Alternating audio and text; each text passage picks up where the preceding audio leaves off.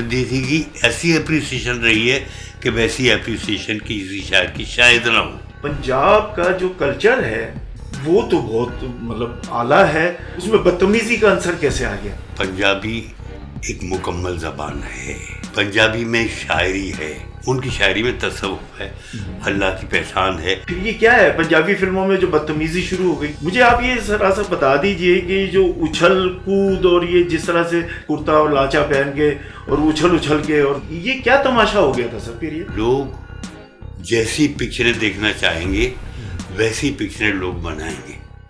Please اب آپ بتائیے اس کا حل کیا ہے؟ آپ نے بہت اچھی بات کی ہے کہ سلوشن مجھ سے پوچھا ہے. میں ایک اکیلا آدمی ہوں. کوئی اکیلا آدمی کسی بھی مسئلے کا حل تلاش نہیں کر سکتا جب تک کہ اس کے ساتھ قوم اجتماعی طور پہ ساتھ نہ ہو.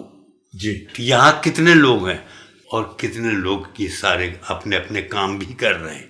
جی ان میں سے میں نے آج پہلی دفعہ آپ کی آواز سنی ہے جو احتجاج کے لیے کھلی ہے. آپ احتجاج کر رہے ہیں اور یہ فرض جو ہے نہ آپ کا ہے نہ میرا ہے بلکہ پوری قوم کا ہے ایک طریقے سے. جی پوری قوم کا ہے. اس کے علاوہ جی جو صاحبان اقتدار ہیں ان کا بھی ہے. جی لہذا وہ کہتے ہیں کہ دلی چھوڑی جانی دی. نہیں کہہ دیجئے سر. نہیں بس اتنا نہیں اقبال صاحب یہ سر کچھ نہیں ہوگا. آپ کا رائٹ ہے، آپ کہہ سکتے ہیں. میرا رائٹ ہے جی. ایک شعر میرا بھی شاید دل کڑتا ہوگا ایسی باتوں پہ، یقیناً کڑتا ہوگا، لیکن میں نہیں سمجھتا کہ جب تک کہ دونوں طبقے صاحب اقتدار بھی اور عوام بھی مل بیٹھ کے اور اجتماعی طور پہ اس کے خلاف احتجاج نہیں کریں گے، خود بند نہیں کریں گے، یہ بند نہیں ہوگا. لیکن اس کے لیے نہ آپ اکیلے ذمہ دار ہیں نہ میں اکیلا ذمہ دار. جی اس کے لیے پوری قوم ذمہ دار ہے. اگر دیکھا جائے تو کیا دوسرے لوگ ایسا نہیں سوچ رہے کہ یہ بھی خرابی ہے، یہ خرابی ہے، یہ خرابی؟ سر سوچ بھی رہے ہیں، دیکھ بھی رہے ہیں، لیکن گنگ ہوئے میں، چپ ہوئے میں.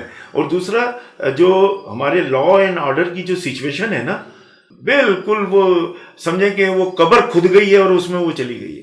آپ ماشاءاللہ آپ نے ایسے پروجیکٹ کیے ہیں، آپ کی تحریروں نے یہ کوشش کی ہے کہ یار میں کسی طرح معاشرے کو کوئی میسیج دے سکوں. لیکن ایک چیز میں عرض کروں گا، آپ میری بات سن لیں. ہاں جی. نقار خانے میں طوطے کی یا طوطی کی آواز کوئی نہیں سنتا. جو صاحب درد ہیں، جو یہ محسوس کرتے ہیں کہ ہمارے اندر کہاں کہاں اور کیا کیا برائیاں ہیں، انہیں تقریریں نہیں کرنی چاہیے. جی. انہیں اس کا عملی مظاہرہ کرنا چاہیے کہ ہم نے آج اس برائی کو ختم کیا، ہم نے کل اس برائی کو ختم کیا.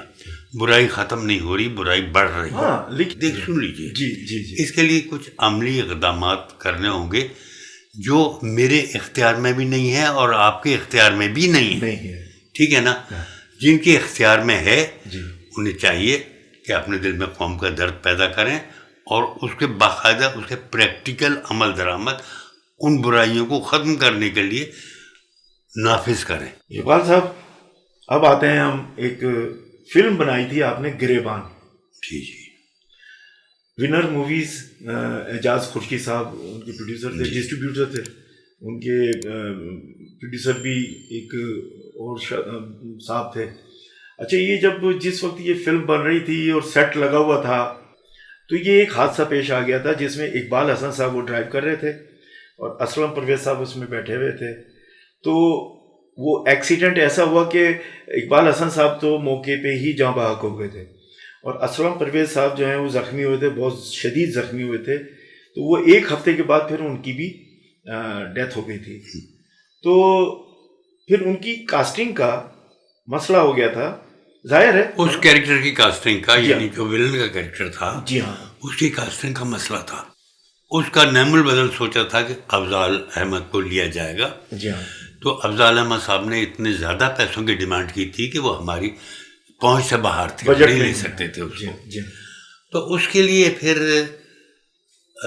شاید تم ہی ایک آدمی کو لے کے آئے تھے. میں وہی میں ایک منٹ لے کے آئے تھے. ان کا نام تھا فرید نواز بلوچ. جی ہاں جی ہاں. ٹھیک ہے نا. اور وہ اس کیریکٹر پہ کسی حد تک سوٹ کرتے تھے, کسی حد تک سوٹ کرتا. ہم لوگوں نے کاسٹ کر لیا تھا. جی. اس کے بعد وہ پکچر مکمل کی.